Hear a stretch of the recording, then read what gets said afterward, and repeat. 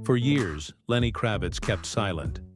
Not out of bitterness, but out of reverence. When he finally chose to speak, the truth came tumbling out in waves that no one saw coming. This wasn't a breakup confession, and it wasn't some Hollywood publicity stunt. It was deeper, rawer, and far more honest than anyone expected. The bond he shared with Lisa Bonet wasn't just romantic, it was spiritual. And when Lenny broke that silence, he reignited a story that had quietly shaped a generation. All began in the unlikeliest of places. An elevator, just a fleeting moment backstage at a New Edition concert in 1985. He was still going by Romeo Blue. She was America's sweetheart from The Cosby Show. That moment wasn't meant to be iconic, but it was. One brief glance, a clumsy compliment about her hair, and suddenly time slowed. He didn't have the right words. But the energy between them, undeniable. Vibed immediately, he later wrote. That awkward, shaky introduction sparked a connection that would go far beyond love. It would turn into legacy. Long before the tabloids ever got a whiff of their romance, Lenny and Lisa were something rarer. Friends. In those early days, Lisa offered Lenny a couch to crash on while he searched for himself in a ruthless industry, still trying to figure out who he was, wrestling with identity beneath the glitz. But Lisa? She saw through the mask. Wasn't ready to be Lenny Kravitz yet, he confessed years later. Meeting her cracked something open. That crack became a portal. One that let the music, the man, and the magic flow out. Their bond wasn't forced. It evolved. Quiet moments gave way to creative sparks. She understood him, not as a rock star in the making, but as a man still learning to breathe. Then came one night that changed everything. In the middle of a recording session, Lisa tripped, straight into Lenny's arms. In a single heartbeat, friendship became something more. They kissed, moved into her bedroom that very night. And just like that, fate wrote a new chapter. Their love didn't come with red carpets and headlines at first. It was intimate, transformative, unshaped by fame's gaze. They built their world around music, fashion, and a shared spirit that defied trends. It wasn't just a romance, it was alchemy. On Lisa's 20th birthday, the two eloped in Las Vegas. No massive wedding, no celebrity spectacle. Just two souls chasing something real. At the time, Lisa was the bigger star. Lenny was Mr. Bonet to many, but he wore that label with pride. "I was married to the most beautiful woman alive," he once said. Inside and out, their chemistry was undeniable. But it was what came next that truly shaped their legacy. On December 1st, 1988, Zoe Isabella Kravitz entered their world. Born from a vacation in the Bahamas, where they lived off the ocean and loved, Zoe was more than just their daughter. She was their anchor. "Having Zoe saved my life," Lisa would later reveal. "It made me grow up." That statement wasn't just emotional, it was transformative. Lisa took the raw beauty of motherhood and used it as a compass to evolve, to become better for her daughter. Lenny, too, stepped into fatherhood with soul and style. That period in their lives was defined by music, creativity, and a bohemian energy that made them the most unconventional, fascinating family in Hollywood. "We're in our own groove," he said. "A family that was all about peace, spirit, and love. And that love didn't end with the romance. It evolved.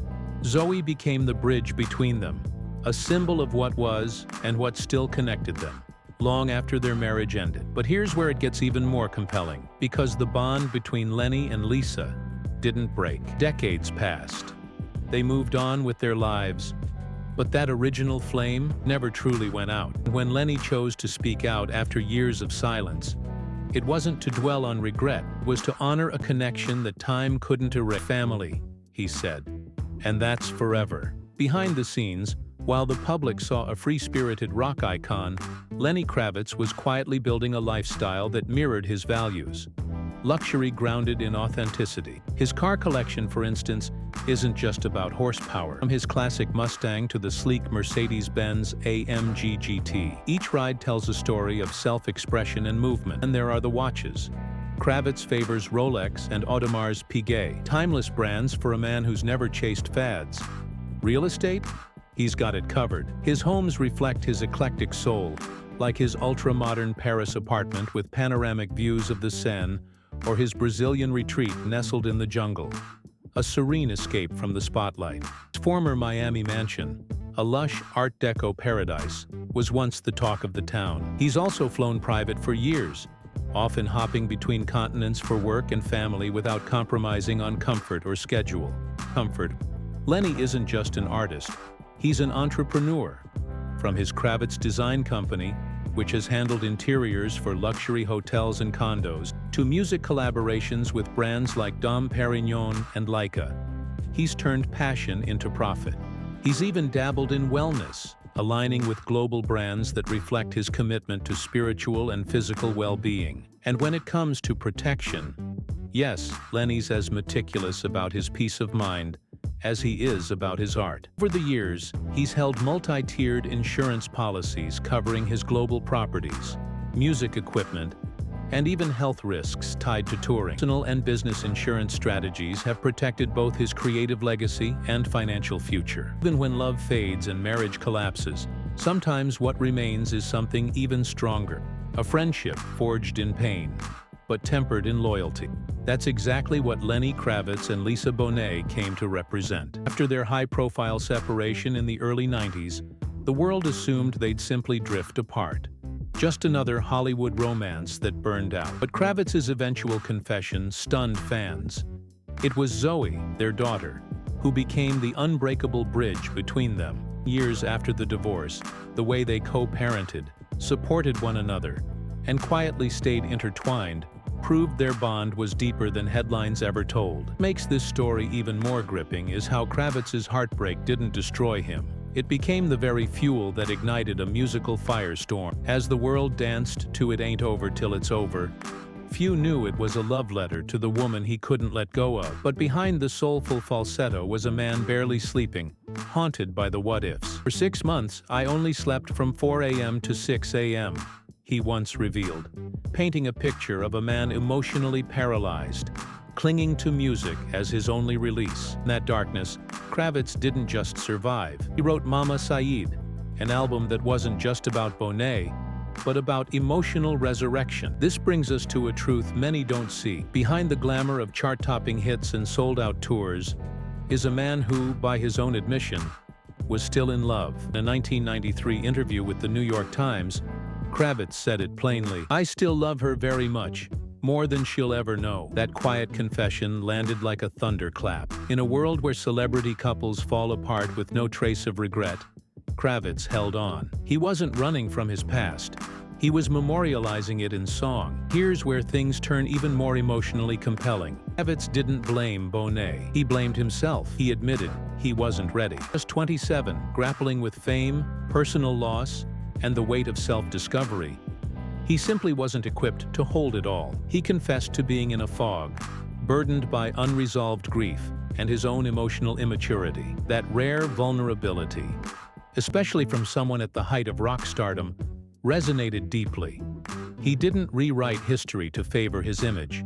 Instead, he owned his flaws, making his emotional evolution all the more powerful. As Bonet moved to Topanga Canyon with their daughter, seeking peace and simplicity, Kravitz's journey looked very different. He was on the road, consumed by fame, his days a blur of rehearsals, press junkets, and loneliness. And yet, despite the chaos, something sacred survived: their co-parenting.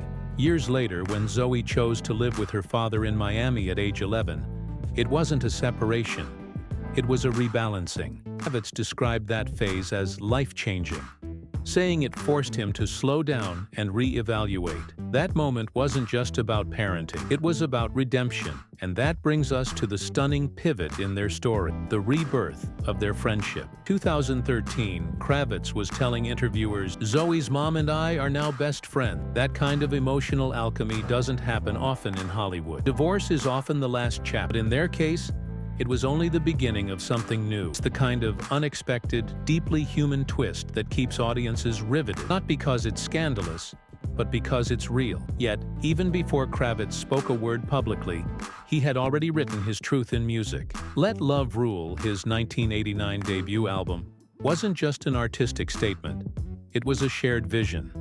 Bonet helped shape the album's ethos, co-writing songs that captured their spiritual and emotional bond. It was raw, idealistic, and full of hope.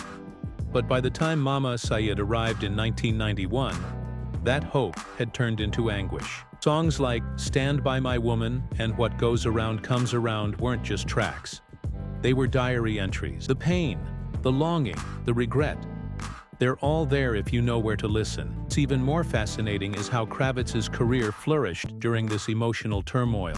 Net worth, which started humbly in the late 80s, soared in the years that followed. By 2000, he had crossed the $30 million mark, thanks to global tours, album sales, and licensing deals. Today, Lenny Kravitz's net worth is estimated at $90 million, but this figure only scratches the surface of his true financial empire. Kravitz's real estate portfolio alone is a lesson in luxury. His Brazilian compound in Rio de Janeiro, nestled in the jungle with sweeping ocean views, to his chic Paris townhouse dripping in mid-century modern design, his properties are architectural marvels. His penthouse in Manhattan's Soho once made headlines when it sold for $38 million.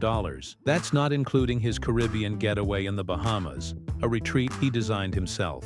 These aren't just homes, they're sanctuaries, reflections of an artist who sees the world through a unique lens. When it comes to luxury vehicles, Kravitz is equally deliberate. Known for his affinity for vintage cars, he owns a meticulously restored 1965 Shelby Cobra and a black Rolls-Royce Phantom that's been spotted cruising through Los Angeles. His style carries over into the air as well, with reports suggesting he occasionally charters Gulfstream G650 jets for international travel, valuing privacy and efficiency over commercial chaos. And then there's his taste in fashion and timepieces, a perfect blend of rock and refinement. Kravitz is often seen wearing high-end watches from brands like Richard Mille and Audemars Piguet, pieces that can easily command upwards of $200,000. Fashion house Kravitz Design Inc.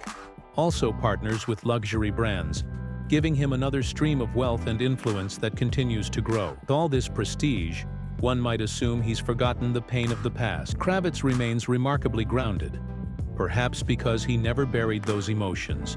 He wrote them into history, and maybe that's what makes his journey so compelling. It's not just the wealth, the fame, or the beautiful homes. It's the honesty, the way he transformed heartbreak into harmony. The crowd had always known Lenny Kravitz as a rock god, a fashion icon, a voice of passion. But what they didn't realize until much later was how deeply intertwined his life was with the emotional storm of his past love. And when he finally peeled back the curtain and spoke about Lisa Bonet, he didn't just speak.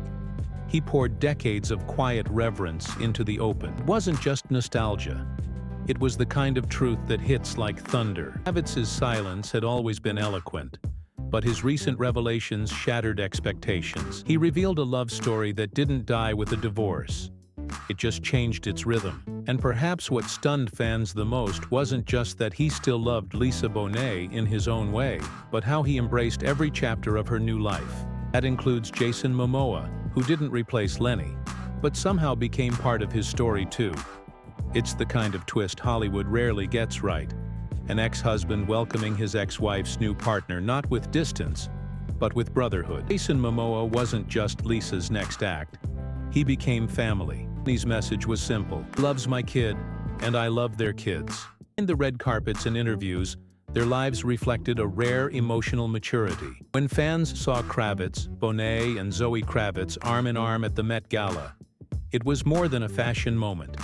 It was a powerful symbol of what love can become when ego is left behind. Even after Bonet and Momoa separated in 2022, that blended bond stayed intact, with Momoa dropping heartfelt emojis under Kravitz's birthday post for Lisa. The emotional silence had been broken permanently. Two celebrity stories pivot from rock anthems to tender tributes so seamlessly, but Kravitz's evolution is exactly that. He's taken the heartbreak, the fame, the complexity, and alchemized it into something rare: enduring grace. And if you listen to Blue Electric Light or read Let Love Rule, you'll hear it. His confession that the love never vanished. It just had to learn a new form.